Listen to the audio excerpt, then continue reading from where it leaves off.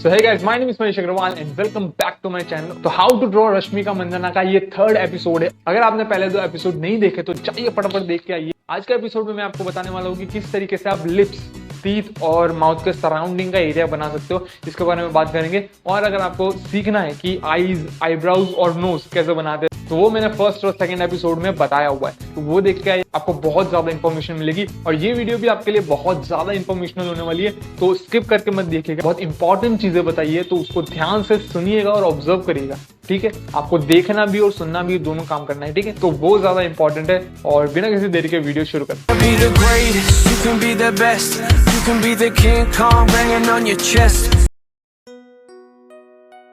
So guys, सबसे पहले मैं ब्रश पे रिमेनिंग ग्रेफाइट है उसे ही बेस लेयर कर दूंगा एंड देन 4H की पेंसिल से लेयर अप कर दूंगा। मैं ब्रश का इसलिए इस्तेमाल करता हूँ क्योंकि बहुत इवन टोन मिलता है मुझे एंड सॉफ्ट स्मूथ स्किन के लिए brush works best for me. और 4H की पेंसिल से आपको थोड़ा थोड़ा डार्क करते जाना है, जल्दबाजी नहीं करनी है। मुझे पता है सब विल्ले हो, ठीक है, तो अच्छे से धीरे धीरे करो। और स्टम्प का इस्तेमाल आप छोटे एरियाज में कर सकते हो जिससे आपको सबसे अच्छा रिजल्ट मिलेगा, क्योंकि हर टूल डिफरेंटली काम करता है and you just have to figure out how it works. और आधा काम तो आपका वहां पे ही हो गया।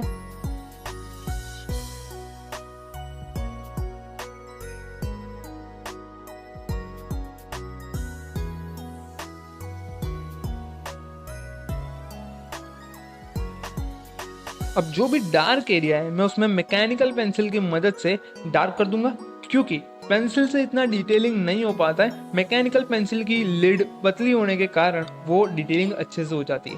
ओके, और आप भाई देखते रहो ना रेफरेंस इमेज को कि कितना डार्क है उतना ही डार्क करना है, कभी ज्यादा डार्क मत कर दो ना, वरना वैल्यूज के जो प्रोपोर्शंस है ना वो बिगड़ जाएंगे, ठीक है। हर एक इमेज में वैल्यू के प्रोपोर्शंस होते हैं तो उसको आपको एज इट इज फॉलो करना पड़ता है। नहीं तो अगर आप लिप्स को हेयर्स या आईब्रोज जितना डार्क कर दोगे जो कि रेफरेंस इमेज में नहीं है तो फिर पूरा नो वैल्यू का प्रोपोर्शन बिगड़ जाएगा। हाँ, भले आपको एक टाइम पे अच्छा लगेगा कि यार थोड़ा डार्क है, रियलिस्टिक लग रहा है, लेकिन वो जो वैल्यू प्रोपोर्शन है ना फिर वो इधर उधर हो जाता है, बिगड़ जाता है, तो फिर वो सही नहीं लगता है, ठीक है। अब मैं मोनो जीरो इरेजर से थोड़ी हाईलाइट कर दी है जिससे कि मुझे आइडिया लगता रहे, ठीक है। ये मेरी फाइनल हाईलाइट नहीं है, ये तो सिर्फ अंदाज के लिए मैंने इरेज किया है जिससे मुझे पता चले कि यहाँ पर मुझे हाईलाइट्स देनी है, तो इसको छोड़ के जितना भी एरिया है उधर मुझे काम करना है, ठीक है। इसलिए मैंने थोड़ी थोड़ी हाईलाइट्स दी है कि मुझे पता लगता रहे कि कहाँ मुझे काम करना है और कहाँ मुझे काम नहीं करना है, ठीक है।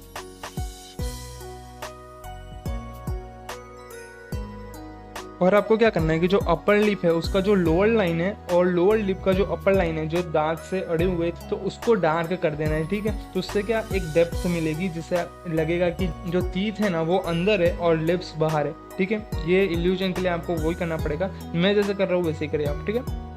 और एक बात और ऐड करना चाहूँगा कि अगर आपकी जो छोटी ड्राइंग हो तो उसमें ज़्यादा डिटेलिंग आप ऐड करने की कोशिश मत कीजिए। जैसे लिप्स है तो लिप्स में मैं ज़्यादा डिटेलिंग ऐड नहीं कर रहा हूँ, मैं थोड़ी थोड़ी जो हाईलाइट्स है सिर्फ इंप्रेशंस दे रहा हूँ, ठीक है।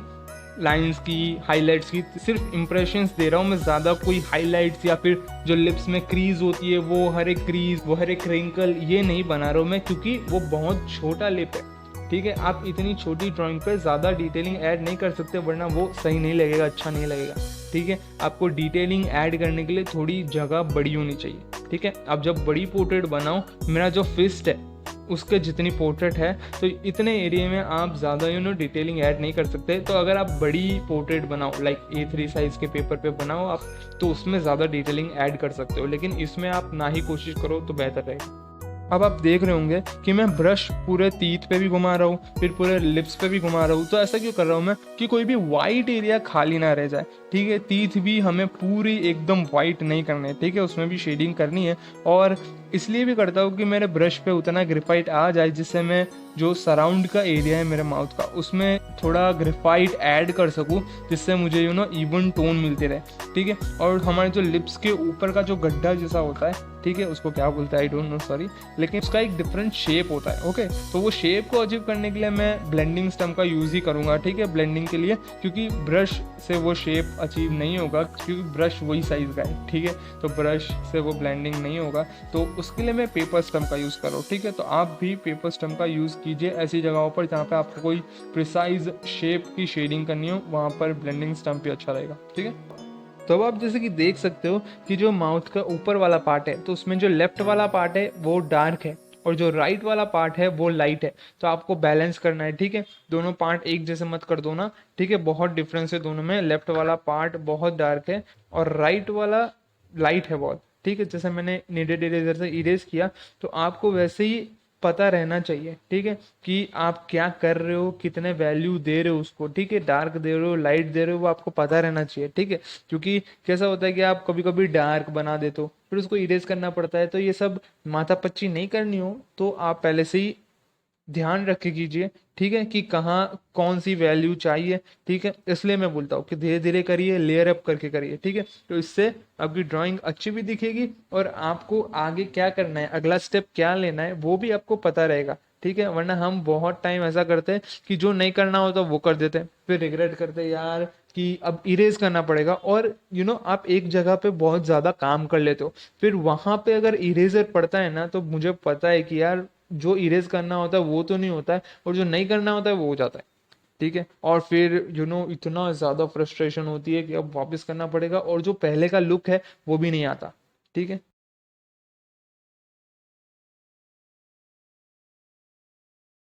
सो इस hope you like the video. और ये दोनों फर्स्ट और सेकंड एपिसोड है, फटाफट जाके देखें।